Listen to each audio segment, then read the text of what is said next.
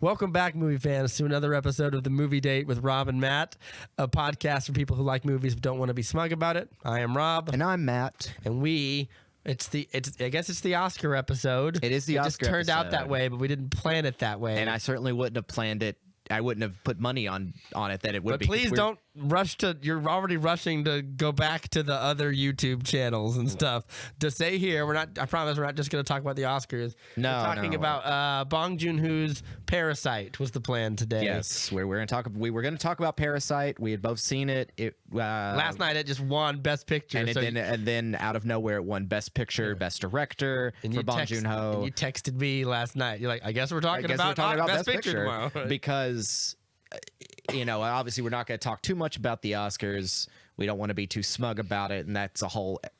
We both didn't watch it really, for whatever reasons. I read the Cliff Notes, as it were, and I caught the last 5 minutes. I eventually just to watch Jane Fonda say Parasite, and I was like, what? Yeah. How's your week, Matt?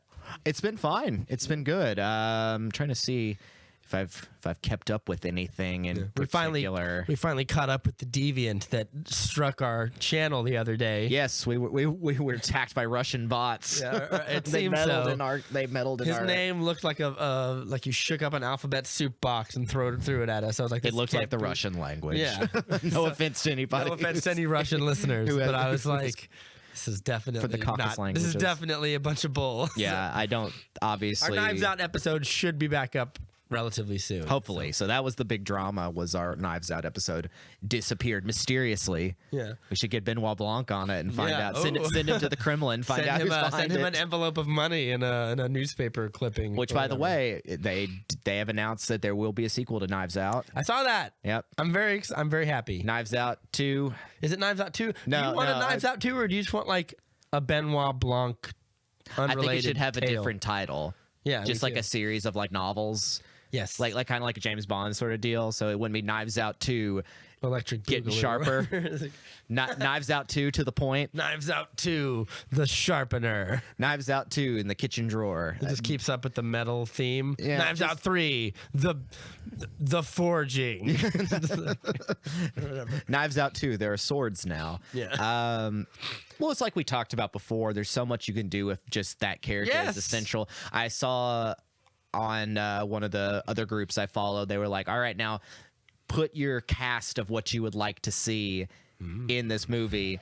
And so it's essentially like, do you keep up with the same idea of just get a bunch of really talented collection of performers together? Yes, but if you keep doing that, it's just going to be different stories, obviously. I don't know. Part of me wants it to be make each one kind of like True Detective, where it's each one is a different feel, a different thing. Well, with True Detective, that's exactly what I was just thinking in regards to having a new cast, because it reminded me before season 3 came along, people were making up fan seasons of season 3 and being like, oh, what if it was this actor and these two A-listers come together and do something grimmer I think that would be sort of what a new Benoit Blanc, possibly Ryan Johnson sort of I'm not even together. saying they have to make it darker. I just don't want them all to be the same feel, like a mistaken murder. Maybe he's on the case of a serial killer, or maybe he's uncovering a corruption-y scandal. If it's done the right way, I definitely would watch another one. It could end up, if it succeeds, because it's happening, it could be the beginning of a post-series for Daniel Craig after he's done with Bond. Yes, absolutely. It's like I'll take that. After he's done with the series that he feels like he's been done with for the last 2 movies. Just hand him a new series. Just hand him, they had to get him good for Daniel Craig. I mean, I like him when he looks like he's having fun in movies. Yep. But some of the Bond movies, it looks like he's just ugh, God. He's a golem of a man. He just looks rough. Yeah, and they paid him a pretty penny to come back, so I think it's I would like him to he did Logan Lucky, and he was doing all sorts of these weird fun little movies. I want more of that. Someone also said there should be a Logan Lucky Knives Out crossover, so there are 2 Daniel Craigs running around. So in the realm of movie news, yes. Birds of Prey came out to much critical.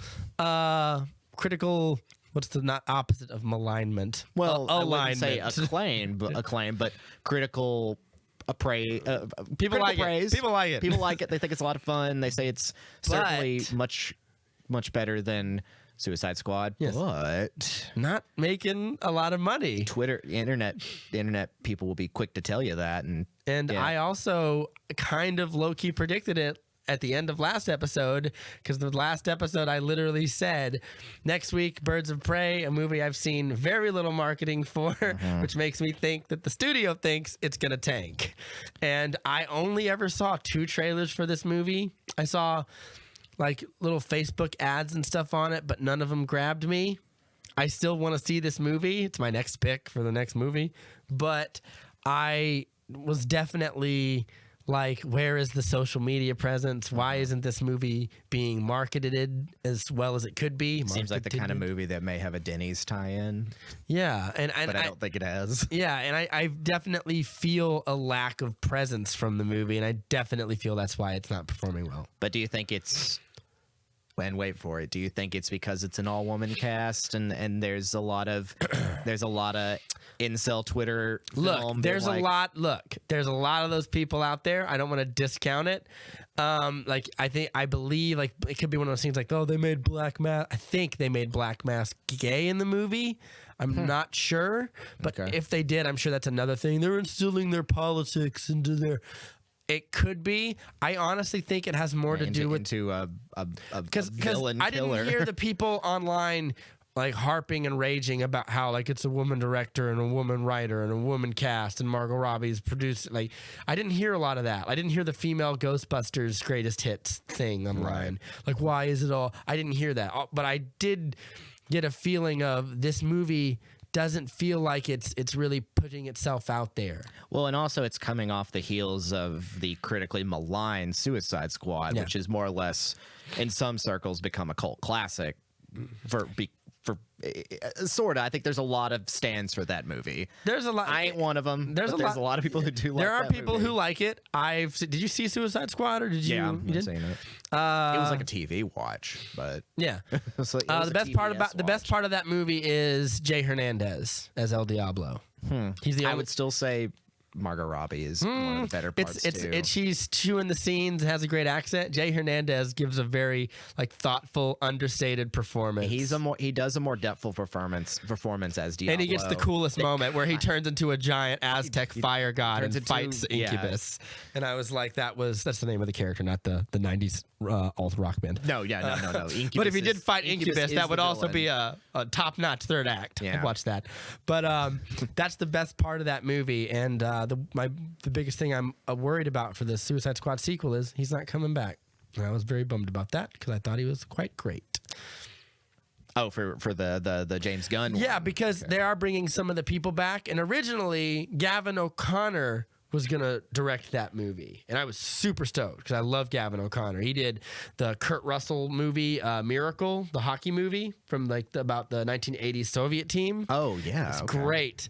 Low-key great sports movie. He did that movie Warrior with Joel Edgerton and Tom Hardy. It's a UFC film. Yeah, that where was Nick pretty Nolte low-key turns in an Oscar-worthy performance. Yeah. He got nominated for an Oscar for it. And then he did The Accountant with Ben Affleck. Oh, which is that wild, like he plays an autistic man who's an assassin. He's not an assassin. He's an autistic like mathematical savant, and he sort of stumbles across like his dad was like a very like brutish military man and like made them train and stuff, and he sort of stumbles across an illicit illegal activity of people like siphoning money from a company. Like he's like this genius guy that companies bring in to uncook books and stuff and to find he's their Rain Man. Maybe. Yeah, because he's got film. And the cool thing about I don't want to give it away because I think it's a great movie you should see. I've heard surprisingly it's rotten on Rotten Tomatoes, and it's one of those things where like they're wrong. It's great. And I love it.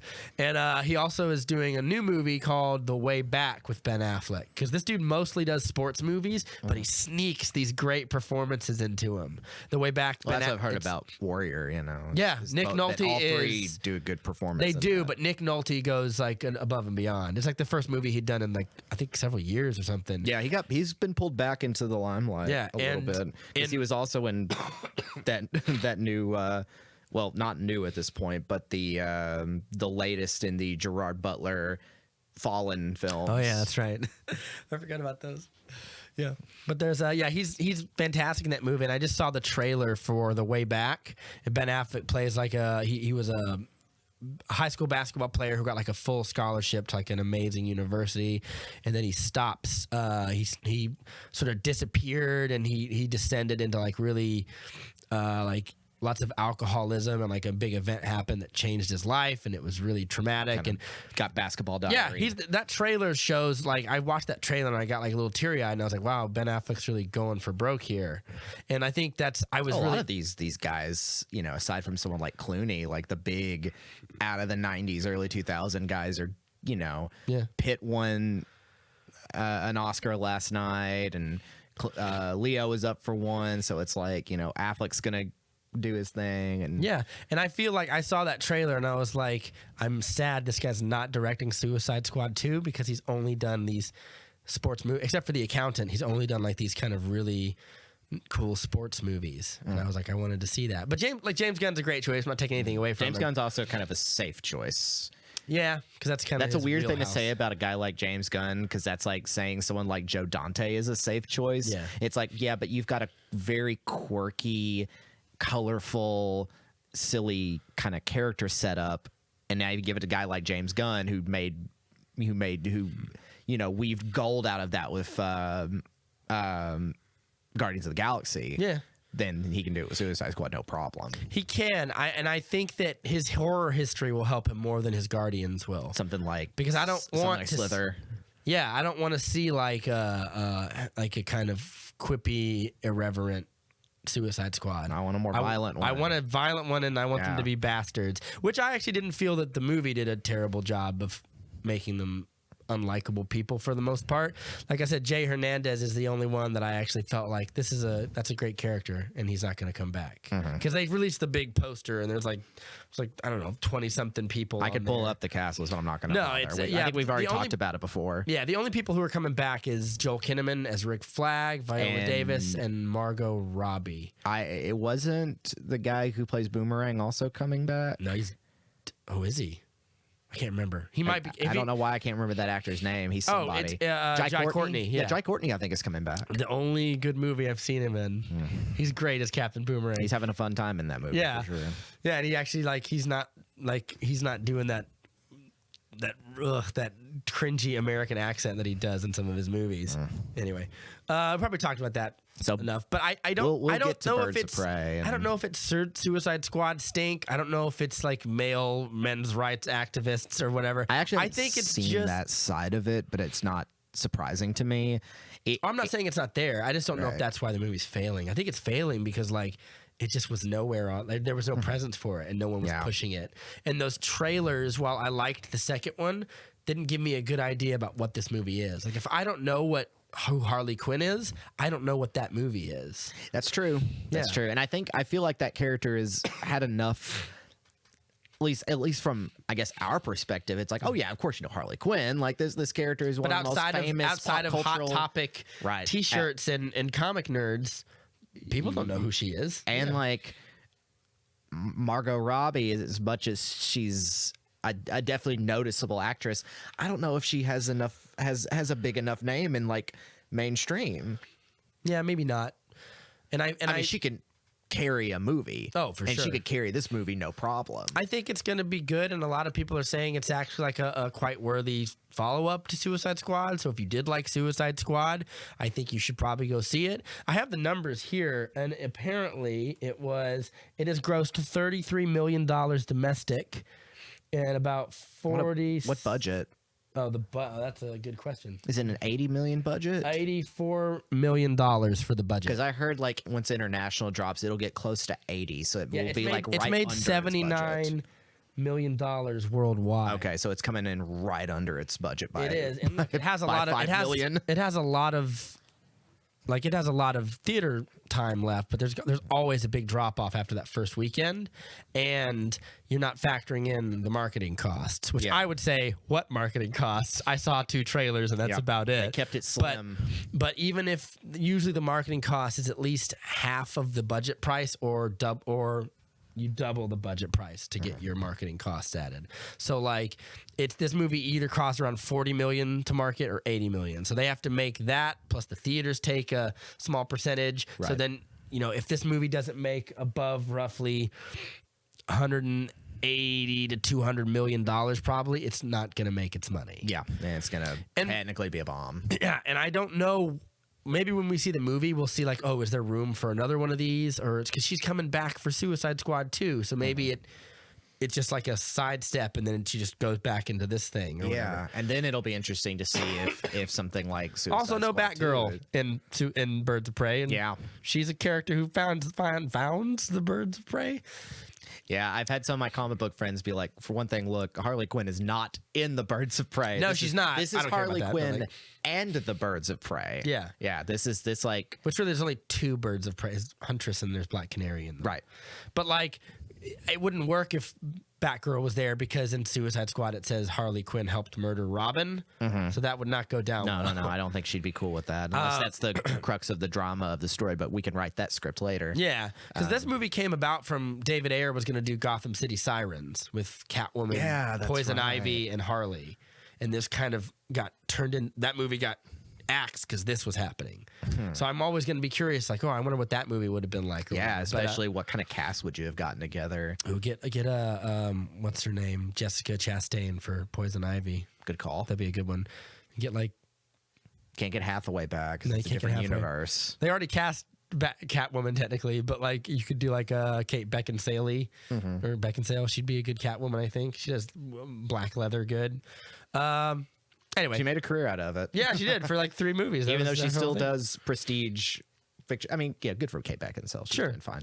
Everyone's doing fine except for this movie. So, but we'll go see it and I think that report back. I think it on might the eke Birds it of out. Prey. Like, yeah, I think it'll eke it out. Word of mouth hopefully. might come around a little bit, but I don't know if word of mouth is going to be enough to push it up further. You gotta look at like other marketing campaigns and look like Deadpool when they were marketing themselves. They were everywhere. You couldn't you couldn't flip the channel without seeing a Deadpool movie. Suicide Squad was R-rated. Was it PG-13? Suicide Squad was PG-13. See, but this is R-rated. That's it. And I feel like that whole thing of like we're finally getting R-rated and with a smaller budget, which is usually how this is. So it's like this is going to be the grittier kind of thing, and I think they missed the boat on that. But yeah, word of mouth could come around, make it work. It could I think it's gonna be a soft R probably. Yeah, or maybe like lots of like language or like bad jokes or whatever, or like not bad, like dirty rated jokes R or for like, bad jokes. Yeah, rated R for dirty jokes or whatever. I feel like I don't know if the R rating will help or hurt. I'll have to wait to see the movie, but definitely it probably prevented some people. I feel like even if you're a kid who's like 13, like I want to see this movie, I feel like you're still going to see the movie. Yeah, like your I mean, parents at will this take point, you or something. post Deadpool, the very idea that an R rating on a pop cultural piece of Joker cinema, just made $1 billion. Yeah, like, I mean, it's is a ridiculous concept. That's like no longer like in the playbook of Hollywood. It's just like, nope. If we make it work, we can make an R-rated film be incredibly popular. I'd like to point out that Batman v Superman is an R-rated film, or the ultimate cut is. The ultimate so, like, cut. I don't think anyone at DC is afraid of R-rated, and I'm happy that it looks like it's probably a good movie. I'm just bummed that it looks like it was an aimless movie, and I do think that like those trailers, the lack of like, I was like, oh, where are the costumes? Where's these costumed heroines, and where's the comic bookness of it all? Like, I saw like a cool, colorful explosion when she blows up Ace Chemicals. When she blows up, and like I saw like a few snippets of like Black Canary's canary power. But other than that, I was like, it plays it so close to the vest. I'm worried if it shot itself in the foot with those trailers. Well, it's also like when I first saw that it was Black Mask. I'm like, well, where's the Black Mask? Where's this Black Mask? And then they put it graphite skull. And and then they put it on. I was like, it's there. But it's like also Ewan McGregor. Is Ewan McGregor? Right? Okay. I was like, Ewan McGregor is not going to run around that movie without his face big there. Yeah, and good for him because he looks like he's having a fun time in that movie. Yeah, I think that it'll be a thing at the end where maybe the mask is fused to his face or something. Or they kill him. Or they kill him. No, keep him around. He's so good. He's a great character to have. Well, I'm really just holding out my hope because like Black Mask is in Batman Under the Hood, which is one of my favorite comic books with Batman in it, and like I am low key hoping that DC will just make that into a live action movie. Well, we've Black also Mask got, is in it. As we talked about before, the Batman, but we'll see how that all plays. Anyway, next thing coming up is some of the Oscars. Joaquin Phoenix won Best Actor for Joker. And Joker also won Best Score for Man Whose Name I can't remember. Lady Whose name I can't whose remember. name. It's a kind of a Scandinavian hold the. I don't know. I'm going to butcher it, but great score for that movie, so that makes sense. So Joker. But was got it those better two. than 1917? What? The score? Did you think it was better? No. Yeah, me neither. No.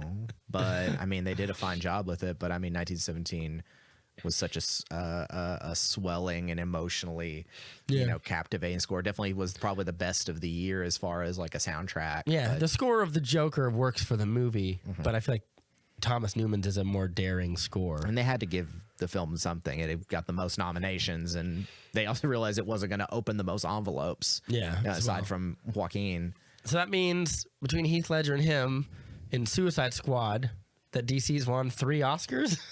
Well, someone brought it up. It's like 4 if you include the score. The trend has been Oscar winner plays the Joker, Jack Nicholson. Yeah. Joker gets the guy the Oscar, Heath Ledger. Yeah. Oscar winner plays the Joker, Leto. Yeah. Joker gets the guy the Oscar, Joaquin. I still maintain Jared Leto's Joker is fine. He's just not in the movie enough to have a performance, really. And it just soured out so fast that they were like, we're not gonna give you a movie. Which sucks because he should have gone up against Ben Affleck's Batman. That should have happened. It would have been entertaining to see that brick of a Batman go up against this insane lunatic. And I was like, that's what I wanted to see. Get twisted. Yeah. But maybe we'll have a pause on the character for a while. This definitely means that we'll never see the Joker in a bigger ensemble piece again until Joaquin is done. Yeah. So if they don't, I don't know if I hope they don't make a sequel because it doesn't I make want any sense. the Joker back around terrorizing other characters I already know and love. That's why we know the Joker won't be in the Batman, won't be in the Matt Reeves Batman because he would take too much limelight away from this already big ensemble cast. Yeah, it'll have already been like we've had 2 Jokers in 2 years or whatever. Because Suicide Squad was 16 and Joker was last year 19. So like in 3 years we had 2 Jokers and then the Batman comes out in 21. Yeah. So like that, it'll be like a rapid fire of Jokers. So there's no way they'll whole do it. clown car. Yeah, a clown car, if you will. So yeah, but good on those Oscars. Surprising, all around. Anyway, you said Brad Pitt won one for Once Upon a Time in Hollywood. Yeah, Laura Dern won Best Supporting for Marriage Story, which I really enjoyed. That was about my 3rd favorite movie of the year. that's pretty good. Renee Zellweger is, of course, one for Judy, which is a movie I haven't seen, but she plays Judy Garland. And, so those are the big actor wins. 1917 for cinematography for good old.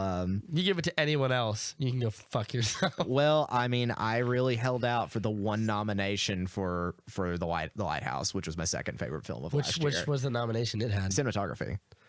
But of course, like they weren't going to give it. They weren't going to give it. I haven't seen the Lighthouse yet. I like Robert Eggers. Yeah, but it's not beating that. Deakins. That's a master class on how to suck you into a story. But like on the other flip side of things, at the Independent Spirit Awards, all the underdog films got their stuff. Adam Sandler got his award for Uncut Gems, which I've not seen. But good for him. Apparently, it's very, very, very good. Do more of those, Sandler, and less of grown-ups and stuff. He has to work with the right people, and for someone like, I guess, the Safdie brothers, it was the right people. Yeah.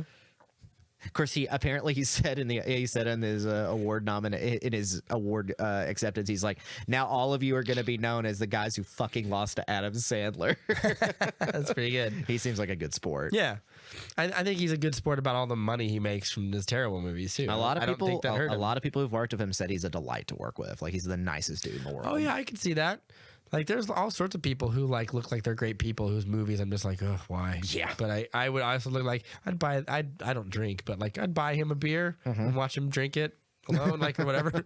Have that club soda. But so yeah, good. Do you care about the Oscars anymore? I can't. Sorry, I cut you off. I cut you off like 3 times because there was Yeah, I guess I do. And my argument for it is 2 things. One is just ingrained tradition, ceremony. I love suckers for it, aren't we? I'm a sucker for the spectacle of the Oscars. Like at the same time, we all know, well, a lot of the cynicism everybody sort of had, the film people who had coming in, was dashed a little bit because of the movie we're talking about today. Because a bunch of people are like, oh, they're gonna go standard. There was this interview they did with one of the anonymous voters who is like a 90-year-old person, and she said like, oh, that Parasite movie's fine, but it's not a real movie, of course, because it's not a Hollywood English speaking movie. And she's like, with it's not British a real movie. actors and rugged American men who cry a lot. Like, yeah, where's a Clint Eastwood? Maudie's great. It's like oh my gosh, that's what this is going to be. It's going to go to, it's just going to be really standard and boring. It's going to be like last year where Green Book won, which Green Book's not a terrible movie at all, but it's still like such a safe choice. We almost did an episode on that. That was right before my old co-host left, and I said it is a very well-intentioned, boring, safe movie. It's not bad. Like boring. It's not boring, but it's like as a choice for winning. What entertainment it has is sanitized and not particularly surprising. The problem with a historical drama. Yeah. Meanwhile, and it definitely wants to be like, you're from this place, I'm from this place. Yep. How are we gonna get along, it's baby? A fish out of water in a really dangerous situation. Yeah, but in like good old Mahershala Ali won Best Actor for that, right? I can't remember. I think he did. But my point is like, of course the fuddy-duddies like it. It makes them feel good. Like the gay black guy and the brutish white guy with racist friends were friendly together. Made it through the dangerous South and based on a true story. Yeah, and I'm not saying that look, it's not worthy of a movie, but we're not going through all the Best Picture. No, I don't even winners. There have been some really dud years, and I think it's enough. That's why everybody was like, "Oh, we all hate the Oscars," but at the same time, it's like I still kind of want to see it. I want to see the spectacle because you want something surprising to happen or to win or to feel validated. That's right. It's like when I heard that he won, I was like, "Good for him." Well, I also was like, "Oh, okay, they went with that," and I was like, "Okay, well then they." The night before the thing, I was like, I said they're not going to give it. They're not going to give it to Parasite. They will not. They'll nominate it enough. I was very surprised they gave it original screenplay. I was like, oh, cool, okay, that's really neat. They gave it best original screenplay, and then Bong Joon-ho won for director, and I was like, that's it. He got director. That's the pat on the back they're going to give it. That's the Ang Lee. Yeah, it's like good for you. Well, Ang Lee didn't win it for Crouching Tiger. He just won it for Brokeback. Brokeback, but. Dan Brokeback didn't win Best Picture. No. But it's the thing of like, give the director the nod, that's enough, and then we'll pick something else for Best Picture. That's the tradition in it. Which is so patronizing. Many ways. It's a patronizing tradition. Well, it's like saying cynicism people like this comic booky thing. It has a great. We can't nominate it for Best Director. We'll give them like Best Screenplay. It's like it's just a way of hierarching your awards. Well, it's exactly. It's the sort of thing where it's like if a movie does there's like the 3 tiers of expected Oscar winner things or Oscar nominees is like the big I won't say tent pole, but the blockbustery one that's like made by a classic director, a bunch of the Irishman in this case. Is that like a blockbuster, or is it just like a big? Well, I mean, it would be. I guess. Yeah. I guess it would be this prestige picture. Sure. It's like that's the surefire winner. Then you get something like Joker that's like the one that's like a little more like, oh, we'll give them some nominations, we'll help them win this, but it's not our winner. And then usually you get something like Parasite that's the underdog. That's like, this movie's really good, but it's not everybody's seen it. I hope it gets a little more praise. They'll give it a couple of nominations and then say that's good enough that you got nominated. Yeah. But this twitched it on its head and said that underdog it made Joker into the underdog in a way. Which I don't think Joker was as good as Parasite or as good as 1917. No. I liked it. We gave it quite a good review. I like the movie, it's just like there's nothing else like Parasite or 1917 this year. Those two were like my two. Like it's gonna be one of those two. And if it's not one of those two, then I don't care. Like, and I felt like the 90-year-old woman with the that's not a real movie. That's like I don't want to use the R word, but that is a little. It's pretentious. Yeah. It's pretentious. But she's and only saying that because Bong Joon-ho is Korean. Right. And it's a Korean film with all Korean people. If that movie, you just replace the family with white people. which they said they were going to do. They were going to make an adaptation of, well, I mean, of course we'll get to it. Yeah. Talk about But this like, movie. if that happened, she'd be like, what a daring picture. I love it. Like, well, she would that's be like that. again, the cynicism for the Oscars kind of got broken tonight by doing something radical. Yeah. And because I already saw a couple people stink on it about Parasite winning, but thankfully it's A just diversity win? Is that what they're saying? well, it's people from like Breitbart and The Blaze, Of course, and stuff yeah. like that. But Right wing. they're saying kind of it's like, opinion, saying ugh. like this is the end. Ben of Shapiro's real talking American 1,000 miles, Hollywood. yeah. And it's like, no, I'm sorry, we just need to make better movies. Simple as that. We just need to make better movies. Yeah, I'm not saying we make bad movies, but two of the best films of the last year were made by a South Korean director and a Brit. And I also say The Lighthouse. Lighthouse was Robert Eggers and is an American. Yeah. But like that wasn't, thankfully that got one nomination because everyone's like, oh, Willem Dafoe should have gotten a nomination. I think Robert Pattinson should have gotten a nomination. Yeah. but Willem they Dafoe is weren't. low-key churned in like great performances and not gotten nominations for a long time now. He won the Independent Spirit Award for Best Supporting Actor, and he should at least gotten a nod for. I mean, he put in the most insane performance in The Lighthouse, and so did Pattinson. Pattinson matched this seasoned. I mean, since the beginning of Willem Dafoe's career, has been Churning it out. has been typecast as a lunatic, and Pattinson, who started off as a heartthrob, matched his energy all the way through. He's like a young Nicholson. Yeah. It's great. He should have gotten nominated. Either way, shoulda, woulda, coulda. We were shocked when that envelope was in Parasite. Yeah. So how about we talk a little bit? Yeah. Oh, yeah, that's the about movie that we're talking about, isn't it? Joon-ho's Parasite. Yeah. You saw this movie before I did, like several days, and Sarah on a whim was like, let's watch Parasite. And I was like, yeah, let's watch Parasite. So we bought it on Fandango and we watched it last night. And the first feeling I had when the movie was over was like how, I don't want to use the word flawless. I want to use the word perfect. And I don't mean perfect like you could change nothing to make it better or worse or anything like that. Flawless, I think every movie has flaws or things that don't always appeal to me in exactly the right way that I would want them to.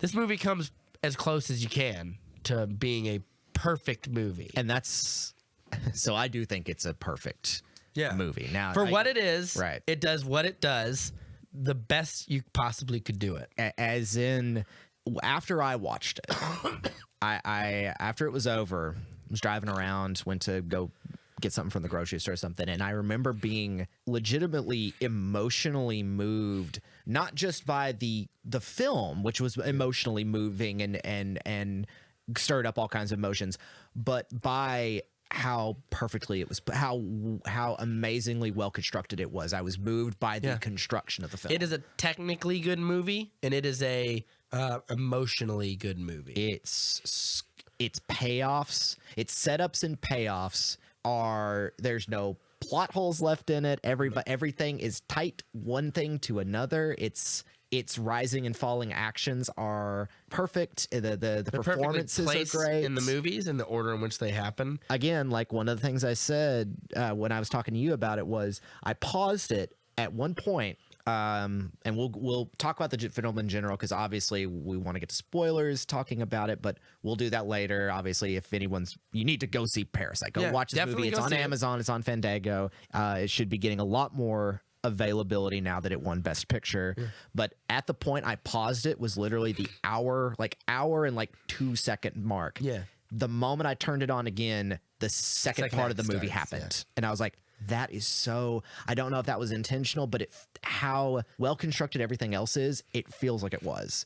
Like tight, 2 hours and some change, perfect 2-act setup. Yeah. All the way to the peak, hits that moment, and then the movie changes into a different movie. Yeah. While not losing its tone, without not losing its consistency, while keeping the characters still themselves. Yeah. And without losing its sense of artfulness too. It doesn't change visually. It's so amazingly well shot. Maintains the same, not the same tone, the same visual, same aesthetic. Tone. Yeah. Which I think is, like I said, it's the closest you can come to making a perfect movie because it it's probably his best looking film for what it is. Again, because like Snowpiercer looks amazing. Indeed. I would say like it does for what it is, but I would say between the two of them, this is a better film to look at. And it's also a film that only is relying on really 2 set pieces. I mean, there are places in between, but essentially this is just 2 set pieces. Yeah. And so it's very small. So it budgeted hinges. It's going to hinge a lot on its script, its performances,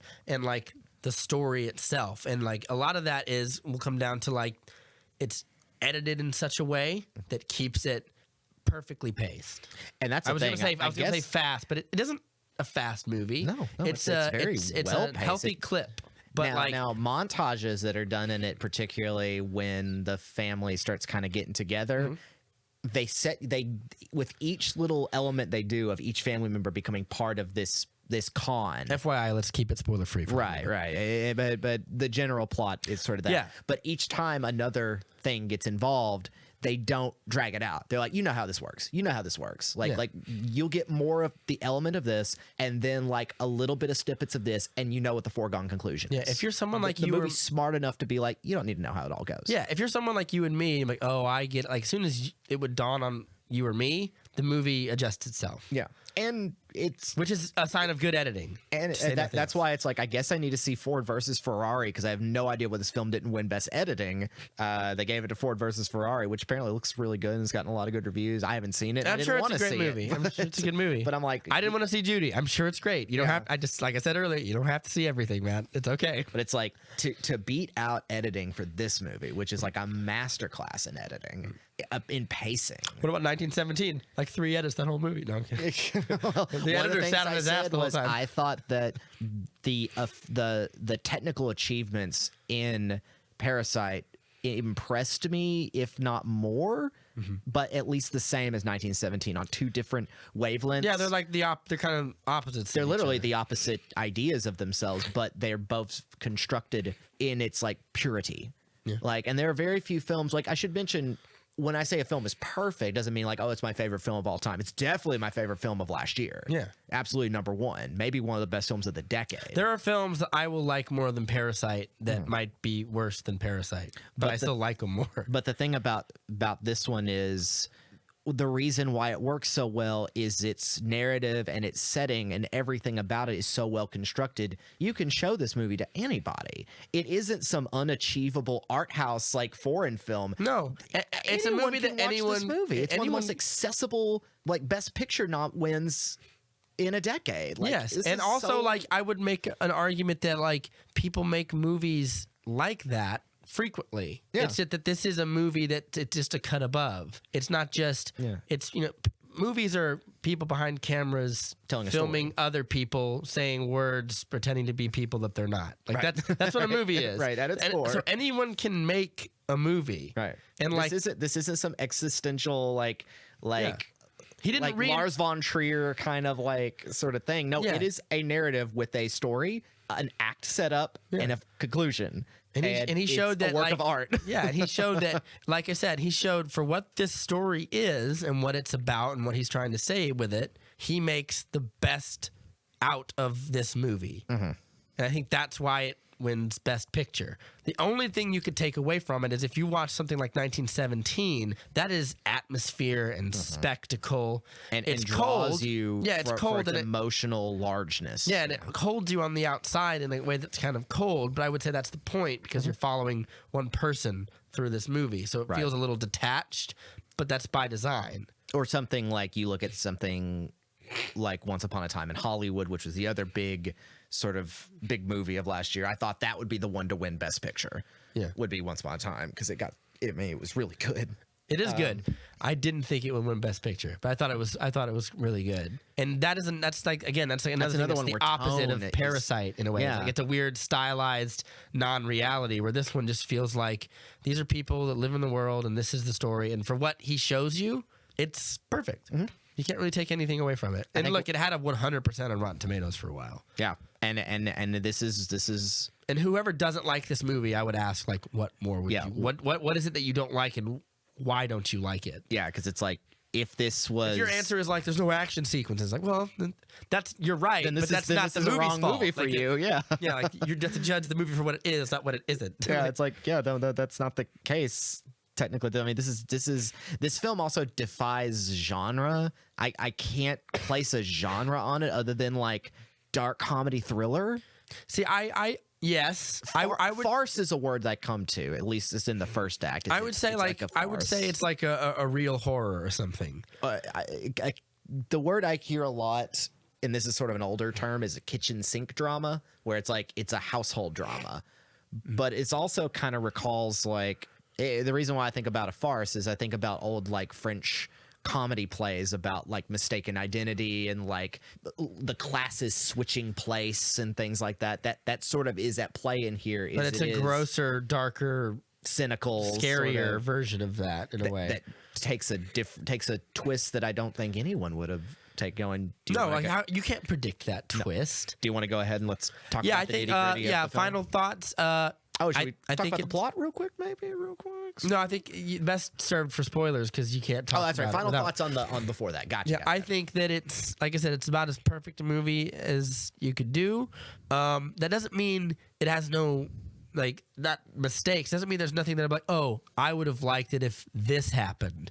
But for what it is, it's perfect. And if you don't like the movie, that's okay. But like, I think it's just about as bulletproof a movie could be. And I'm happy that it won Best Picture because I don't see it as like, oh, American movies are getting worse. It's just more like everyone else's movies are getting better. Yeah, because America made the best movies in the world for like 100 years or whatever. And the rest of the world has taken those very concepts and been like, all right, well, we can work with this. And yeah, I would love to know how much this movie costs to make. Yeah, it can't be more than $20 million. I'm looking it up. Talking. Yeah, it still had a budget, like a bigger budget. Yeah, because it looks nice. And there was surprisingly some CGI and some effects that were used in there. Very thoughts on it is, yeah, it's a movie that makes me so sincerely happy, and I'm telling everybody to watch it because it's been a while since I've seen a film that is so absolutely flawless. Made for about opinion. what would be $11 million. Oh, okay, shoot. I guess it is. Which is not an indie budget, but it's it's a little close. And I think the other thing is like Bong Joon-ho is a guy who has worked with American and British actors before. I mean, Snowpiercer. Yeah. He's had a connection. There's no He's not a foreigners new guy. in it, yeah. He almost recalls to me talking about popular directors from other countries that have American appeal. He's like a Guillermo del Toro. He's like the Korean Ang Lee or something. Yeah, or del Toro in that way, where he's got an aesthetic, he's got a design, he's got crazy curly hair. Yeah. He's got a great persona. But and Del Toro doesn't just work with people from Mexico, or Spain, or wherever he's from. But in the same way that Ang Lee doesn't just work with people from Taiwan, or whatever. Yeah, so they both have broad appeal, and this is only going to be the beginning of Bong Joon-ho's bigger broad appeal. But it's like he's not someone who came out of nowhere, and I think a lot of people had been like, this one's gonna be it because he's been so good for so long, and then he nails it with a movie that kind of goes against his type. He usually makes stuff that's bigger. I mean, Snowpiercer is this giant dystopian science fiction thriller. The Host was a monster movie about the failing of government to protect people. Yeah. Oakjaw is literally about like a giant pig. And then I never saw that. This is a farcical dark comedy that is so perfectly created. I love this movie. Yeah. It feels good to like the movie. I want to watch it again. Like I'm like, oh, this defies all expectation, not just as a foreign film. See, I don't know if I will watch it again. I think I might leave it with a one and done because I feel like the experience was so grand at the end in what I saw that I was like, I feel like you want to kind of keep that. Like you want to preserve that in amber. Yeah, I don't want to be mean and be like, I don't want to ruin it for me. But like, I guess. I think it's a film that is one of those things where it's like, if you watch it with new people, that's the thrill of watching them discover it. Because I've seen it twice already. Once by myself. It's like watching Hereditary with my cousin Will. He just looks over at me the whole time, just like, you do this, Mark? Like, yeah, here comes the train wreck. Here it comes. Here it comes. All right, so let's get into spoilers. Yeah, so let's trace the plot a little bit. And for the record, I'll probably just stick with the last names of the characters because there's a lot of Korean names I'm not familiar with. Same with the actors. I don't remember any of their names. Yeah, I know. Essentially, the main characters are the Kim family, the Park family, and the housekeeper's family. Yes, I think so. And you're looking at for the father. Yes, who is so good. I want to see. Everyone was so good in this movie. So I'll talk about the plot real quick. So it's set in modern day Seoul in South Korea, but it feels like kind of an every time, but it's modern day. And the Kim family are living in a purposefully kind of obvious sort of thing, a basement slum home, out of luck, out of work, desperately getting by, making pizza boxes to survive. They are poor and broke, but they are not ignorant. They are street smart. They are confident. They're savvy. They're very savvy.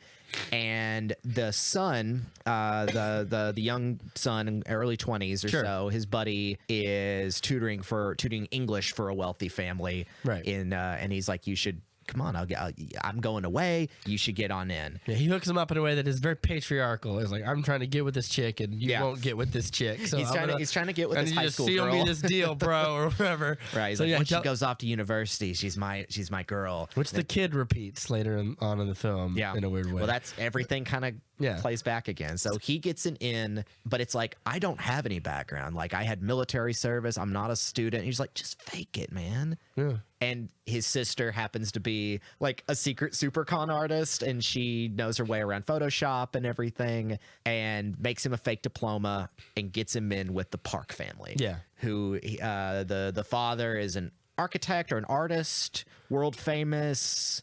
Is he an architect, or was the previous guy who owned the previous owner house was an architect? Yeah. I think he's an artist. Yeah. But a very well No, he's like a artist. software developer guy. He worked at because the dad meets him at the company. That's and right. He has like a little advertised, more than a little, but he's got like display and in spots, and he's known like I don't know. They're very. He does wealthy. something upper crusty, Right, enough to get this beautiful, modern, literally in the sky, in the clouds. Elevation plays a big theme in this movie. There are themes, and thankfully they are very rewarding themes. Yeah. So the son is able to go up out of the slums and into there to pretend to be an English teacher. Yeah, and because the Kims are a savvy group of people, he fakes it till he makes it. Yeah. And the mother, who's kind of ditzy, mostly just sort of aloof in her wealth and overly dramatic about her kids. At first, I thought there was something off about her. Because when you first watch the movie, you're waiting for like, what's the twist? What's the You're on your edge about like, be? you know that this movie, because one of the quotes that I really enjoy, and I think this is right, is like one of the first trailers says, you think Parasite's going to be one thing and it mutates into something else. And you're like, whoa. And it was kind of advertised a little bit as like we talked about before, like a horror movie. Yeah. Like it was going to turn supernatural. Absolutely. Hello. Hi, sweetie. Hi, Farrah. I heard from Blake, and Blake is in jail. Yeah. He's in Saline County. I'm going to go pick him up after I'm done talking to him. I will have pizza, and then I will... I don't know if he's a criminal, but These parasites. Yeah. Where were we talking about? So he's looking around on everything. He sees what's going on. He notices that the mother is frustrated about the young son. He's kind of a wild child and all that. And he concocts an idea on the spot to be like, wait, maybe he needs someone to express his artistic behavior. I know somebody. Yeah, recommends his sister. And he brings his sister in to pose as another character. Yeah. And the sister, I like this part a lot. The sister goes on like Wikipedia and reads up a bunch of art psychology terms. Reads up about art therapy, and we find out which later. I feel is a low. I just thought that bullshit up. Which I feel like is Bong Joon-ho like low key burning and being like, art psychology is nonsense or whatever. Oh, yeah, so this is something rich people think to themselves to make themselves feel better. Or whatever. There's a great moment where she plays the sister plays this this art therapist character so serious and so like she leans into the performance really great. Yeah. And then at one point like mentions to the mother like, did something happen to him in first grade? And you see this great and I remember like my heart jumping. I was like, something? I was like, oh, she's just like spitballing, like she's just improvising and landed on something. Yeah. She's like, oh, good, now you got to raise my fee. At this point they're both in. Yeah. And this is where the film starts. And also, showing, that's where you start getting. That's where like the feeling of like I'm starting to like Hereditary style. I'm trying to like put things together.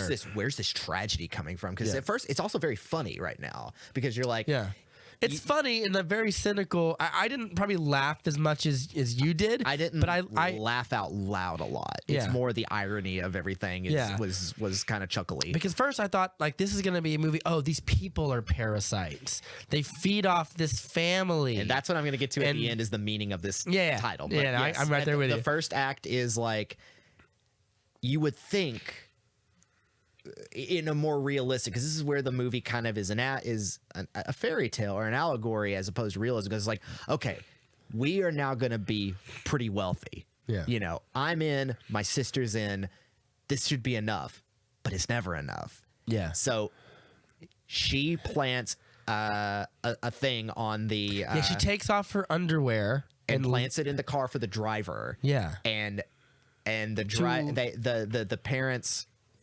It's okay. Why can't he drive? He doesn't have his truck. He was busted for a public intox and put in The tank. in the drunk tank to sleep it off. What's a drunk tank? That's where they take people who are He's inebriated. And then they just it's like, put it. oh, They we can't. let We're him. not going to take you home on state dollars. They You're let him just gonna sleep. Stay here. Yeah.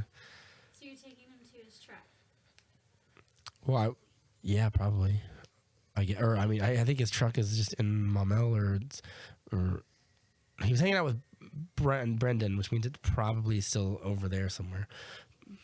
I'll figure out what I'm doing here in a second. It's only done in like next Sorry, 30 minutes or 20, 30 minutes. It's okay. No, I understand. I got like That's a really weird his sister. situation. His sister just called me out of the blue and was like, oh, he's in jail. He public intox or whatever. And I told him like, all right, I'll do it, but like I have a podcast scheduled and I'm not rescheduling it. So to do it, he can wait.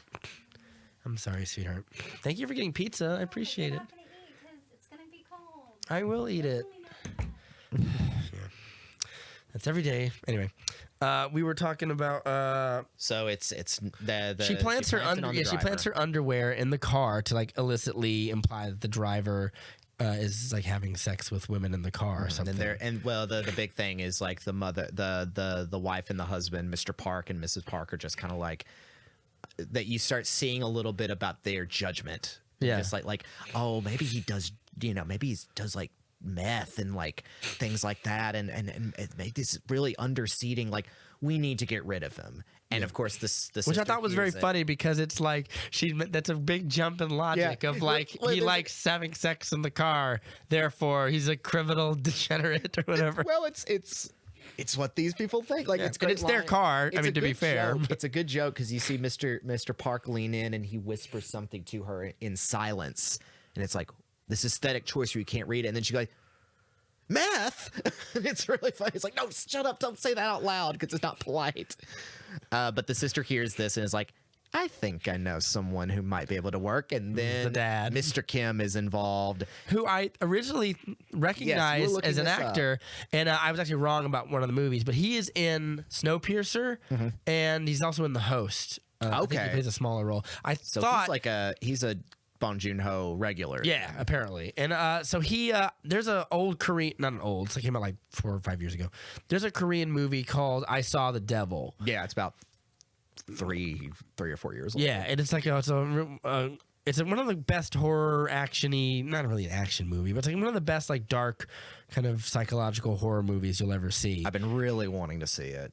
It's worth the watch. It's deeply unpleasant, I will warn you. But I thought he played the serial killer from that movie because he looks exactly like him. I'm not saying all Asian people look alike. I'm just saying they had a similarity. I was wrong. But yeah, he has been in some other movies that I've seen. So He's got a great look and a great voice. he has he has a dad look down pat. I said. And I you said get to Sarah, I was like, he plays a great dad. He plays a great dad, but he gets some little moments where you see some like eccentricity with him. So the last person in the way is the housekeeper who's been around since the beginning, this mousy housekeeper. Since the other architect. Yeah, there's had an built the architect place, I who think. built this beautiful house because the house is almost a character in itself. You learn pretty much every corner of this house. Yeah.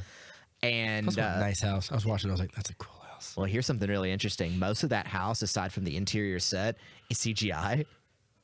Aside from the like the Inside is real, but the outside, when they're like out on the lawn, like that whole backdrop is like an actual like set, but they CGI'd it to make it look like a house in the suburbs. They did the same in the slums. Oh, nice. That's interesting. So it's Cool. like it's seamless, but I saw a behind the scenes thing about it. I was like, what? And it's like, yeah, no, you just wouldn't be able to tell. Yeah, and again, that's another example of like a long time ago, you wouldn't expect like films from like China or Japan or Korea to have those in them, but a lot of the cameras that we make and stuff and the technology we make is made in the Orient in the 80s. It made the Japanese economy. It made for the big economic boom for making Japan. cameras and computers, and like Korea does the same thing, developing technology. You always hear in Japan and stuff, they're like 3 years ahead of us technologically at all times. Well, then they had their 90s recession and everything. Yeah, but it's a great example of how like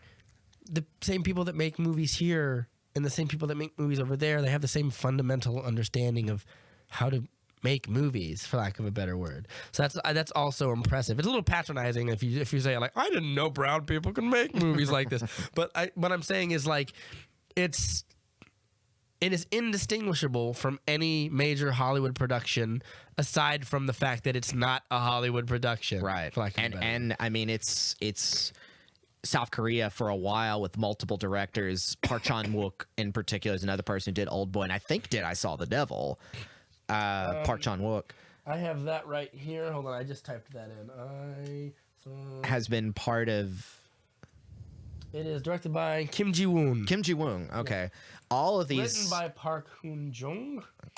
All of these folks have made South Korea into this tiny little second Hollywood where they've been putting out great films. I mean, like Old Boy has been required viewing for almost 15 years as a must watch, or Lady Vengeance, and but Bong Joon-ho right now is he's where it's at. He's the king of it. So long story short, they get rid of the housekeeper. Yeah, Peaches. She's allergic to peaches. And they get the peach skin. Which I thought was this movie's great too, because there's a great montage where it's building up, and they frame it so it makes it seem like she has tuberculosis. Yeah. Which is amazing. Yeah. It's that made me laugh when it's like it made me laugh, but I was also like, these guys are. This is where I asked: are they professional con people, or are they just people who are nepotistically like, oh, I gotta get my family in on this? Or is it? Yeah, I mean, obviously the propellant is greed. Of course, it's like the have-nots. Are now. But is it greed, or is if you lived in that house, is it greed or is it survival? Like at the beginning of the movie, they leave the window open so that the poison can waft into their house and kill. That's where the second half of the film comes in. Is the difference between need and desperation, versus when you've got it, what do you become? Yeah. So, and that gets it to it. So now, all the helpers are the family. Yeah. The son's getting good with the daughter. They kind of fall for each other, which you're like presents problems, because it's like he's like, oh, what if I married into this house? And they're like, the first thing I was thinking is like, you can't, because your whole family are all the housekeepers. Yes, that's what I said. Like, what are you gonna do if you do marry? He does make a point. The Park family leaves after everyone's happy with each other. They're rolling in dough at this point, and they stay the night at the house, and they still live in that shitty apartment. Well, they talk about getting a new one. They just never get around to doing it because the night happens. Yes, the night where they're all getting wasted, and just having a great time, and just like you get to see a lot of their dynamics now that they're free and loose and everything. And then the second hour starts. Yeah, and you said so the old housekeeper comes back. She rings the doorbell. She's been kicked out, and it's sad because she seems like a good person. Yeah, and she says she left something at the house. She's and like, that I she left needs something to- in the kitchen. in the kitchen. She needs to go get it. And as soon as she comes in, I notice a disturbing lack of not lack of. She has like this sense of urgency where she makes like almost like an immediate beeline to the. And there's a really great thing, and it shows like a sense of like.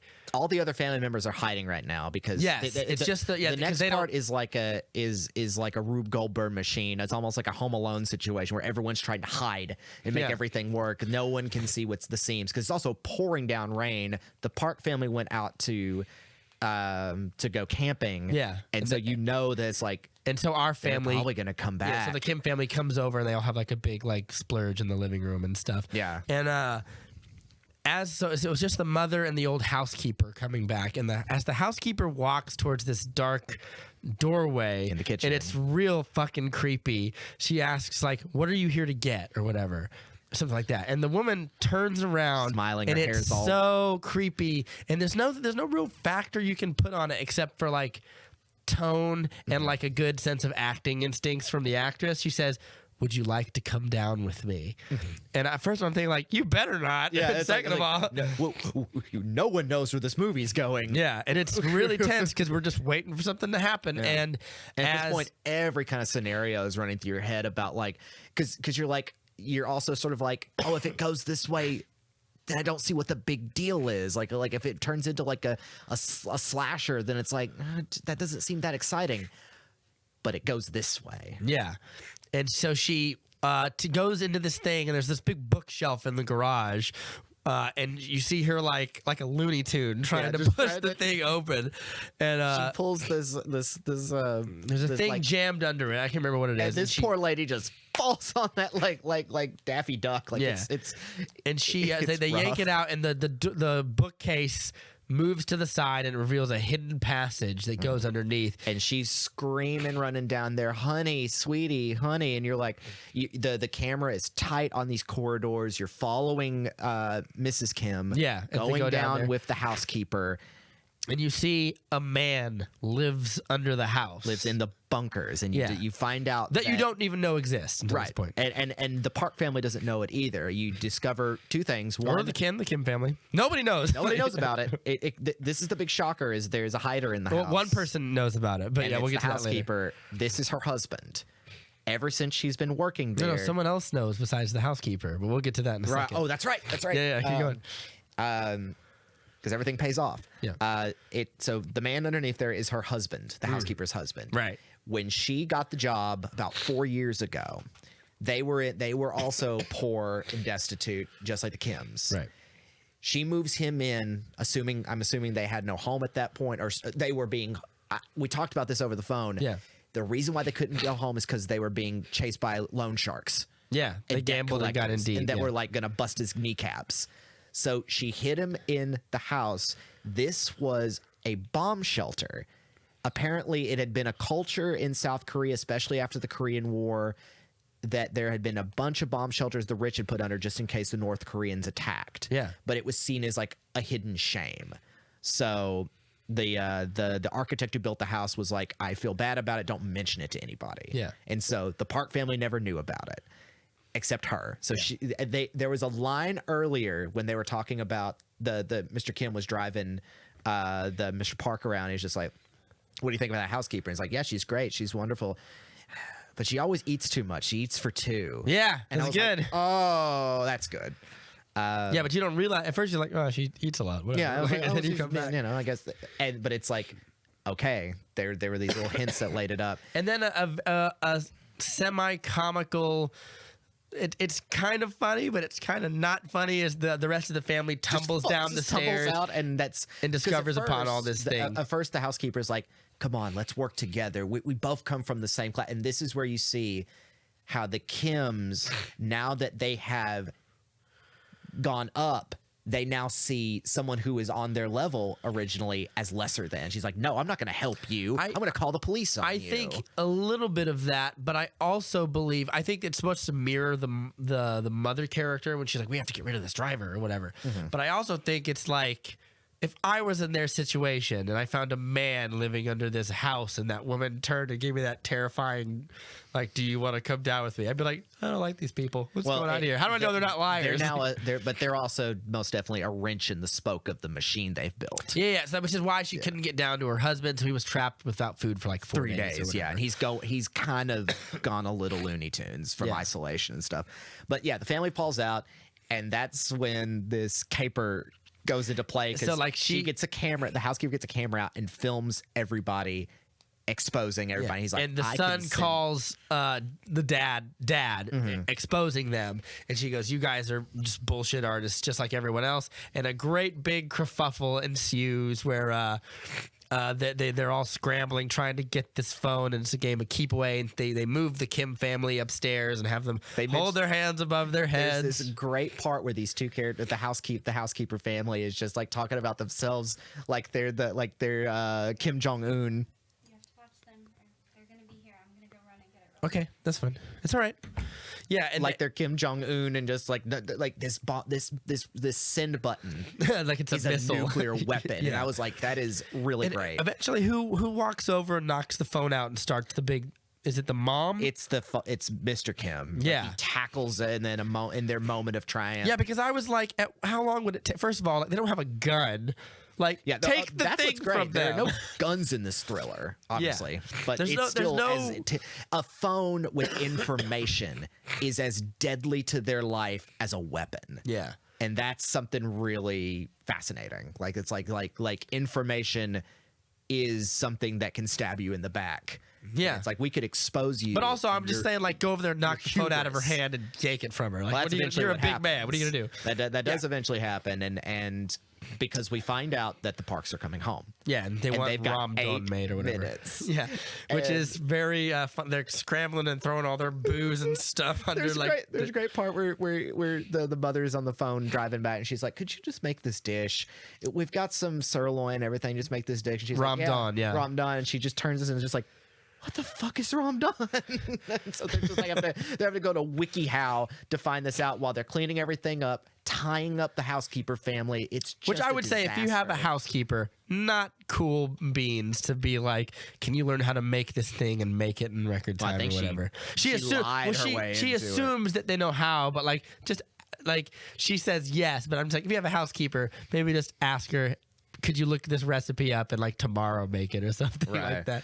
Anyway, which is it's just like it's a little hint of like the Park family being like presumptuous presumptuous about it. in their privilege in a way. Yeah. Oh, very. And Yeah. so they're able to wash all that over and everything, and they were some able to hide everything. The family is hiding under a table, and so and there's like little things of the daughter is texting the Kim family son, so he has to put his phone on silent. Yeah. And I Oh, noticed, we lead up the fact that like they put the peaches on the woman again to Yeah, get to to- when they're to- fighting to get her because off. now she can't scream because Yeah. she's having an inflammation from her, and they tie the other guy up, and we discover one weird but important detail, which is in the housekeeper's husband's isolation, he hits these like lights whenever Mr. Park shows up as like, thank you for Letting me providing live us here. this respect. Yeah. But he also knows Morse code. Yeah. Yeah. Morse code comes into play because the boy, the youngest son, is a scout, Right. and knows Morse code, Right. and he's like, that's how I have you. Yeah. All of us are playing at it, but I can do that, and the kid will know. Yeah. And so the kid, they throw the hidden husband back down into the thing.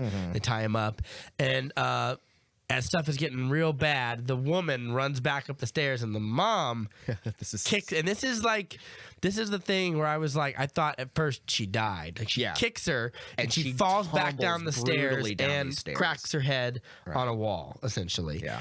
And to the credit of the father, he is concerned. Yes. When it happens. And I thought that, like, I was wondering, like, oh, are they going to just become real ruthless people? Or are they just, no, he seems to keep it level headed. And in fact, then later in the movie, he makes a point of, we need to check on her and make sure she's okay. Everybody's on the level. Nobody's a monster here. It is just monstrous circumstances. Yeah, we'll get to that to the end. Right. And also, we should bring up the, before we get to the next part, is like everyone's under the table, the housekeeper's staying over, and the two Park family started essentially having sex. Yeah. And it in most films it's like, oh, a sex scene is just a sex scene, but this we get to see character, and we get to see that their disdain towards lower classes is also this perverse turn on for them. Yeah. And all of like the nasty things they're saying in private, the Kim family can hear it. And you know their sense of elitism, it manifests itself in a way. I would not say that they are mean or pernicious people. Their elitism makes them presumptuous and a little lazy. And aloof. The way I would look at and it. Aloof. Like they need the Kim family in order to function, because they don't know how to function without them. And so we see the parasitic side is both double-edged, but smell comes into play. So one thing that Mr. The dad Park says talks about a lot the dad is says like, oh, he's a good worker, but he goes, that smell crosses the line or whatever. Yeah. He says he's a good driver, he never crosses the line. Never crosses the line. Is big for him. Like, don't cross the line. And which actually comes to play back like in a couple of ways later on in the movie. And you come to figure out that the little girl of the Park family knows they're there, because she texts the son, "You can get out now." Nope. No. She didn't know that. The mom does. The mom texts. Are you sure? I I'm thought pretty it was sure. The daughter who says, "You guys can leave." I don't now. think so. Okay, never mind. So. I could be wrong. Yeah. If I am wrong, right though, that detail. I'd have to go back, but I think if she found out about all that, it would have thrown the whole thing out. Yeah. So as they're able to escape, they're able to escape, and it's a very tense, like, we have, like, as the couple is like they're fornicating or whatever, the other two kids get around the corner. The dad crawls, crawling out of the and dark, then like out. the son who wants to sleep in this shitty Indian tent in the middle of the yard uses his walkie-talkie and wakes them up, and the dad just has to freeze middle of the dark room or whatever, and it's real tense. And he says some stuff, and they go back to sleep, and he gets out, and they realize it's been like raining for like it's a deluge. It's just a huge 9-10 hours, and it's just been a bad flood. And they get back to their home, and it is devastated. The whole slum is the whole underwater. neighborhood is fucked. The whole neighborhood's fucked. Their house is gone. They can't save anything. They're basically in sewage water. Yeah. They've been reduced to just being in sewage water. The toilet's just exploding with filth. Yeah. It is the worst case scenario. And so they all have to basically stay in a refugee, they have to stay in a gym, essentially, for overnight, get their clothes together, realizing like, what now? Yeah, and the dad and the son have a really great conversation about like a plan. The son says something like what's our plan? We need to have a plan and do something. And the dad says something like, don't bother making plans. Well, he says like, what's the best plan is no plan at all. Yeah, because if you make plans, life will just ruin it. It's the man makes plans and God laughs sort of thing. And he's like the only thing. Yeah. This is where I got the sense that the dad is like, of all the characters in the movie, I think I like the dad character of the Kim family. I think I like him the most, because you get the sense of like becomes this figure of the movie's morals a little bit. He becomes, I would call, like the moral victim in a way. So that happens. There is no main character. It is all an ensemble. Yeah, but I would say if there's a character that like we're meant to hone in on near the end, it's probably the dad. Kim. Yeah. So what happens later is, so everything went okay basically, and aside from like those people are still downstairs. Yeah, they're still all downstairs and stuff. But they get up the next morning and they go back to the house like nothing had happened and stuff, and it's the birthday party. And so they got the big birthday party, everyone's outside, but you can tell now we and the Kims are aware of all the Park's presumptuousness and everything, and you can see their little moments of like, ew, the car stinks and kind of things, and that's clearly starting to get to Mr. Kim, like his just you and there's a he really has such a great face, and you could just see something boiling. Yeah, he has working class angst down pat, and there's a part where Mr. Park says to Mr. Kim, like, it's for his kid's birthday, and the kid loves cowboys and Indians. There's a part where Mr. Park wants Mr. Kim to help him. They dress up as like Indians with the feather headdresses and stuff, little hatchets and things face like that. paint or whatever. And he goes, "We're gonna go out and we're gonna take my wife capture her, and the son's gonna rescue her, and we're gonna do this." Because the rest of the film, they've almost become buddies a little bit. Like they're able to have these moments of like intimacy and talk to each other. Yeah, they have like good rapport. And what happens is, first of all, the dad is like dead shit tired from what happened last night and stuff, and he looks miserable. And Mr. Park says, "Is everything okay?" And he kind of like, there's a couple moments in the movie where Mr. Kim says to Mr. Park, "Well, you love her, right?" Yeah, talking about his wife. It's about wife. love, right? And you just see these moments where he's just kind of laughing, like, yeah, we can call it that. Yeah, which implies that he doesn't like his wife at all. Probably. Yeah. Probably. And but one thing he does, and he's when they're in the Indian headdress, and he sort of grabs his arm and says something like, "Hey, like, you're getting, don't worry, I'll pay you extra. Like, you're getting paid for this." He So kind of shifts. He's just like, remember, you're here for a job. yeah, and he sort of says like, "Hey, please, like treat this as part of your job." Is what he tells him. And that's the part where everything became very clear, like what the movie is about. In a sense, like, you could like look at stuff up until that point, but this is the part where he's like, "Hey, I'm paying you and I'm allowing you to sort of be here. So when I say jump, you say how high." It's pretending. There's a line earlier in the film where when the son first is like being introduced to the family, and he goes up to do a lesson with the daughter, and the daughter says, he's just pretending, right? Yeah. And he's like, "Who?" "Well, my little brother. He's just pretending to be, a problem child because it gets him attention." Yeah. And this theme of pretending, this theme of faking it, goes all the way through these roles we're expected to play in order for everything to the Kim to go family. work. At first, these are jobs they wanted so they could leech and some this wealth away this from is a family. plan that couldn't have gone smoother. Yeah. But now that the facade has literally dropped them in Schitt's Creek, and then there's, on the lowest rung of things, there's danger boiling. It's like, now Mr. Park is like, "I need you to pretend for me. It's your job." Yeah. Yeah. And I really felt like a weird sense of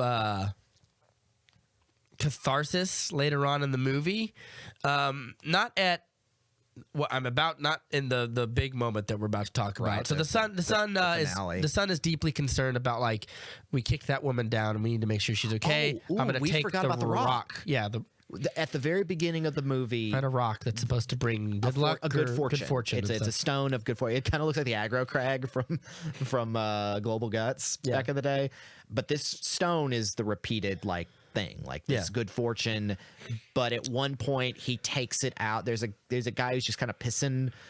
And they're first like, "I'll leave that dude alone. He's just pissing an by the asshole." edge of their house, so the sun. And then when they finally get the jobs and everything, he finally is like, "Fuck it, I'm gonna go out there and deal with it." And he takes the rock and he's gonna like do something with it. But at that point, you realize like the stone and its fortune have been desecrated now. And it's funny because there's a slow-mo shot where the water is being thrown on them and everything, and it kind of foreshadows the flood to come a little bit.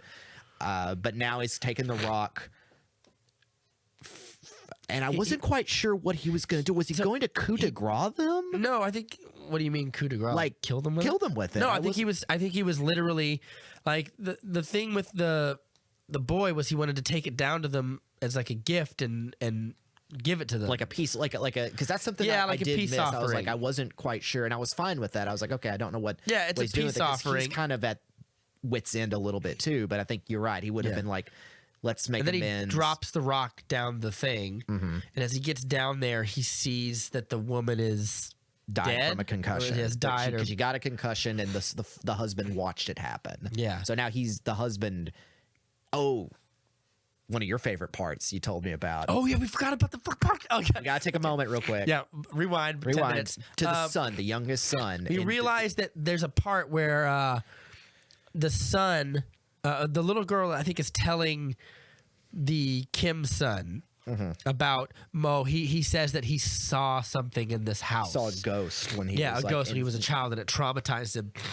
and you get a And flashback of you it. get a flashback to the kid going down, eating his birthday cake in the fridge, and you look over to that dark alleyway. That corner, that where the woman goes down and to the bookcase to get down to the hidden path, and you see the guy's terrifying eyes slowly come up, and it is scary. Yeah. I don't know. It's scary in the way that it is scary It's to you as a filmed child. from the child's point of view, and you feel like and it's that's so scary. Yeah, and you feel like a child Yeah. when you watch it. And Like, that's- apparently it gave the kid like a seizure and like everything. Like it traumatized him and gave him like a it would physical. traumatize me if I saw that. And so now it's good to get back to that because now I'm glad you brought that up because other than that, there's only two moments that I thought were like genuinely like unnerving and scary. where, Was where that it part borders that line into horror, and those are moments where it's like, oh, okay, Bong Joon-ho can do this horror stuff. Yeah, he could do it all day long if he Yeah. wanted. He could do an I Saw the Devil-y movie and with great effect. And Yeah, so that- the kid goes down to the tunnel.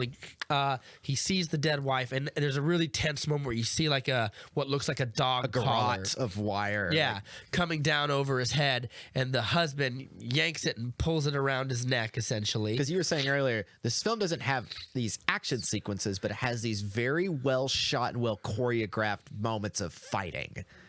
Yes, that too. And this is one of them. So that they get into, and I would like I'm terrified that he's going to kill the kid, essentially, and he manages to get out of this kerfuffle, and he runs his way up the stairs as fast as he can as this goblin man. That's what makes that earlier part so scary. Is the man looks like he's one half the way to God. Remember at the beginning of Return of the King, where like Smeagol turns into he's like half, like if you stop halfway in the middle, that's the man. And then He's he like gone so maniac that it's no wonder the Kim family is kind of like looking down on him because he's been so detached from humanity for so long. So he chases the kid up the stairs, and just as you think the kid's about to get away, he grabs the wire as he gets to the top of the stairs and just like yanks it down and yanks it down.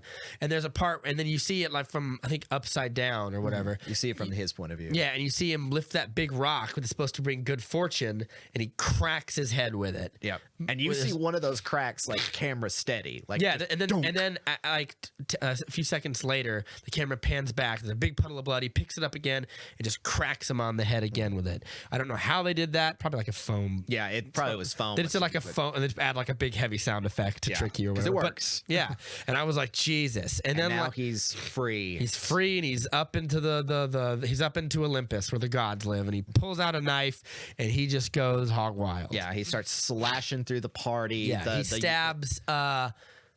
the daughter. Is it the daughter or the wife? He stabs the daughter. Yeah, he stabs He Mr. the Kim's daughter, who's the one who's made up the teaching assistant. Kind of yeah, but then he also stabbed Mr. Park's wife. he slashes at her, Yeah, but the big knife goes into that's right. Right. Kills her first, fatally wounds her. and the kid just faints immediately. Yeah, because he now sees his ghost. Yeah. So everything's coming into play. And there's a part as the mom of I'm getting the families confused. The Kim family's mom fights the man, and as the dad of the Kim family, still in his getup, I think, goes over and to comfort his daughter, trying to trying to save keep her the blood life, down, trying to save her life, which it is very futile at this point. And we also see that the Parks family daughter is carrying their son out. So, Yeah. she's taking him away. Everything's in slow motion. Everything's chaos. Yeah, and you see the father as he is coming over to get the keys or whatever. Smells the wife manages to Managed to overpower. get him with a shish kebab and stab him. Yeah. The housekeeper, and he falls over, and then that obviously Mr. Park is the most confused. He's like, why? He's telling Mr. Kim, Mr. Kim, just leave them alone. Like help me. Yes. He doesn't realize they're all family. Right. And so he's seeing the helping each other, and he's like, I don't understand this. This makes no sense. Right. And then he's trying to get the keys, and He smells the ex housekeeper's goblin smell. and he That just triggers something in Mr. Kim. Mr. Kim sees him hold his nose, and he is overcome by some sense of indignity and stabs Mr. Park and kills him. Everyone else runs away, and we are. The time flashes forward. The daughter of the Kim family has died. The son had brain surgery because he had like severe damage. Right. He kind of gets a little jokery for a second. Yeah, he talks about like I can't help but he can't help but laugh. Yeah, which that kind of subsides a little bit, but now it's just him and his mother. yeah. And the dad has disappeared. And I'll let you. You want to tell the rest of this part from here? So, and you don't think about it immediately, but it does make sense in the long run. Is that Mr. Kim goes down and hides back at the bottom, in the basement, Back into the basement, slides the door shut. We discover over time as the months pass, maybe years. Yeah, it's quite a while. The son, I would say it's at least a year. At least a year. The son goes finds a way to get back to the house, and you can probably say oh, this is kind of a stretch, but we're in the end of the movie, so I don't think about it too much. But he's able to read the Morse code that his father is leaving. No, I don't think it's a stretch. I'm pretty sure the dad would have told him about how the other man used to do that right down there. Well, so he knows that that's his dad pressing the button because he can see the light in the house blinking, which they thought was faulty light, but and he's able to take the notes, and you find out where he's been. Yeah, which is I'm in the house. I'm surviving. Of course, after the horrible incident, the Park family moved out, and there's a new family there, but no one seems to stay around long enough because a tragedy happened in the house. The houses don't sell well. He also expresses regret for killing Mr. Park. Yeah, and he buries the housekeeper. Yeah, he gives her a proper burial in the backyard, and he says, "I guess shows." I felt a very a very classical sense of dignity and defeat or something like that. Well, it's also just everything just went to shit, and none of this had to happen. Yeah, and the son writes back, "I am going to save up money, study hard, and I'm going to marry." And we see this all happen. I'm going to buy that house, and we're going to get in there, and I'm going to see you come out. And we see it happen in silence. Mr. Kim rises out of it, walks over, they hug. Yeah, we see a great little. It's like one of those visually. That's why I say the movie is very nice to look at in a way. Yeah. It's almost like that's the underworld, and he ascends back to like heaven and earth or whatever, and he sees his son in that big. I always liked that yard in the house because there's those shots where the sun is in there, and it's and they talk about it. They bring it feels up, like you say it it feels heavenly in the clouds or whatever, and he sees his son, and they share just a very tender hug. And it's just this beautiful dream of what could be. And then it cuts back down, and actually the film ends the way it opens. The camera goes down, and you see the son on his phone. Yeah. In this, you see the camera down, and he's still in the house writing the letter. And he says, "I'm going to try to do it one day," which leaves you the possible horrible truth, which is he won't. Yeah, or his dad it's interpreted. Or his dad might die down there. Right. All the horrible things that could go wrong, which makes you say get into that house and slip your dad a letter. Yeah. Try to find a way, but that's if nobody's in the house, just throw a rock through a window and try to get in there. But anyway, the film ends on that note, and that's perfect bookends of hope and tragedy and all kinds of feelings and emotions in this very well made film. The one thing I've heard people mention, I think this is going to be the last thing we'll talk about. Yeah, we talked a lot about. Summarize our favorites up real quick. Is the title? People have said, "Well, who is the parasite?" And this is what I'll say. And there have been interviews with Bong Joon-ho where he kind of backs this. Yeah. The Kim family literally begins the film as parasites taking into the body of the Parks. But the reason why is because the Parks are leeching off of them for help using their desperation. Right. The housekeeper expects this, expects a connection because they're from the same thing. But at that point, the Kim family thinks they're superior. Oh, we're not your kind of bloodsucker. We're a different kind of bloodsucker. Yeah. Nobody in this film, even in their villainous, undercut, immoral acts is the bad guy. Yeah. They are all victims of the real parasite, which in Bong Joon-ho's thing is capitalism. Yeah. Is the entity They live of in a world that turns them into cannibalistic animals in a way. and the same actions that they take that we look at and say, oh, how undercutting and ruthless, is the same actions you're expected to do in the business world to be successful.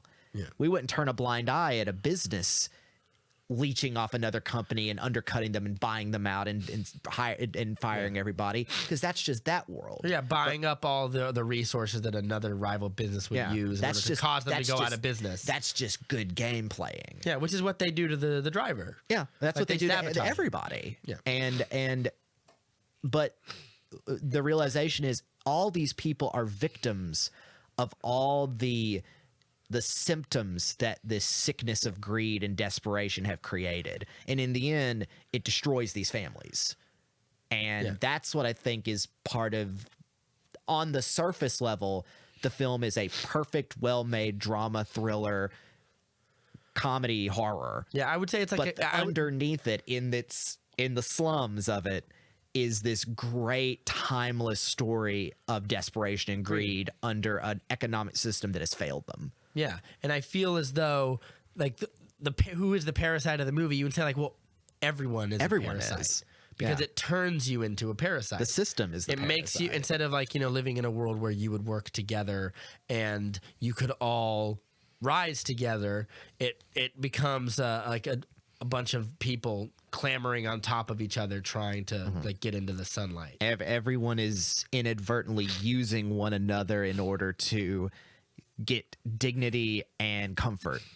And I should say that's just the text of it. I'm not turning this into Chapo Trap House. I'm not going to make any political statements. I'm just saying you don't have to. That is what the film is getting Tales of Greed have existed since before socialism was an economic philosophy, or even capitalism. But that's what makes this film so timeless. Signal Man by Charles Dickens. Yeah, I was just to say this has a Dickensian sort of feel. That someone mentioned like the whole family are a bunch of Fagins. Yeah, some of Charles Dickens' stories are like riddled with like unnerving thriller-ish vibes, Bleak House and things like that. Yeah, or you could look at any number of like it reminds me of like a John Steinbeck story. Yes, definitely. This it's like the Pearl. Yeah, like the Pearl is fortune. Yeah. We think we have fortune in our desperation, but it turns out to be it ruins your life. Yeah, it's a monkey's paw. And I think that I don't think that you have to go too deep to find, like, I'm sure I can already hear the Ben Shapiro's of the world being like, just another example of the SJW socialist cultural Marxists trying to shove their propaganda down our, like, I can or the other side, which is just, oh, I can't believe how horrible this family is, just nasty people being nasty to each other. And it's like, yes, but why? Yeah, but why are they forced to? Why take are they those being measures? nasty? They aren't. The film goes out of its way to show they're all sympathetic human beings. Yeah, they're not all. Yeah, first, like the father especially, which is why I liked at the end. Like, of course, he buries her, and he's the one who I think says we need to check on this woman, or the I think maybe him and the son do. And I feel like they all like it'd be one thing if they were all lazy professional con people. Like they don't have jobs. But at the beginning, they have jobs. They even make a joke when the daughter is able to make up all that. They say, "Wow, she's a regular con artist." Yeah. They're surprised at their skills. Yeah, and their skills get them careless and inhumane towards the parks, the same way the parks are to everybody else. It's saying like, "Oh, they're so naive. They're good people, though." And there's a great line that the mother gives is just like, no, they're not nice because they're nice. They're nice because they're rich. If I was rich, I would be nice. Yeah, and which is what everyone that's like if you're like in a college course analyzing the script, you would underline that line as like, that's like one of the thematic beats in it. And I feel like it's also meant to say like a lot of people, and of course we all think we're the ones who would be nice if we were rich, but like a lot of people say like, if I won the lottery, I would, like a lot of us do that. Yeah, a lot of us look at the fortune rock and it's say, a way of the character grandstanding a little bit. Yeah. Which is I'm not saying it's a bad thing. I'm just saying like that's what that is. And I feel like the movie shows that like, yeah, these people have like skills, but it also shows that like in a world where like this girl could be like a professional graphic designer or whatever, the thing that stops her from doing that is like, well, she doesn't have this college degree. Yeah. But she has the skills. All of them have these amazing abilities to do this thing. Which shows that like it's but also it's not implying that rich they're people lazy are, or enabled to. It's not they're lazy or they disabled themselves. The system won't allow them because they are literally slum you haven't people. gone through the perspective The arbitrary process of, idea of success. Yeah. Unlike the Park family, where the And the mother Park doesn't family, work. and the Park family are a bunch of rubes who can't distinguish a not professional driver from a professional driver. Which they are. They're good people, but they're not naive in their privilege. Yeah, they're not bad people. They're like I said, they're intellectually lazy. Yeah, they don't have to be because they've got the world. Yeah. Like Meanwhile, those who don't have the world have to work harder. Yeah, if you asked him computer programming or developing software or whatever, he would probably, like the Park dad, I mean, he would probably be very smart. But if you asked him about like what it takes to be like a good driver, there's also a part where he's testing the dad's driving skills by holding a cup of water while he drives to see if he spills it. Now he mentions like, very nice turn there. Yeah, but it's bullshit. Yeah. It's smoke and mirrors. Like there is it no doesn't matter. Yeah, like It's just this idea of like this prestigious sort of like, oh, it has to be this way. You know, everyone has to be of this certain class. It's like, no, it doesn't. You're lucky to have a driver in the first place. Right. And I feel like that is the kind of that's the stuff that I laughed at. Mm-hmm. I didn't laugh at like some of the jokes as much as I laughed at like ironic situations. The what Bong Joon-ho is clearly doing, which is the silliness of class. Yeah, and the naivete that comes with like an upper crusty class of people. I think this film, how people react to it and how people react to the characters is going to be a barometer of how they view society itself. Yeah. To talk about society. Yeah. But seriously, it is, I think that's one thing I think is going to make this movie timeless. And I think it's making movies about society have existed for forever. Forever. I mean, it's There Will literally Be Blood is just like this movie. Yeah. It's a parable of greed. But it's just this one is The Wolf of Wall Street. Wolf of Wall Street, yeah, is very. I mean, The Big Short, all these things like that are, but they're all different, but they're all saying the same, like very similar things. But it's funny, and I'll kind of bring it to this. You brought up There Will Be Blood, a movie that has a straightforward narrative, but is done in this esoteric, eccentric kind of non-narrative kind of style. It's very effective, but it's not as accessible. No, but this movie is not generic in the sense that it is indistinguishable from any number of other movies about families going through struggles.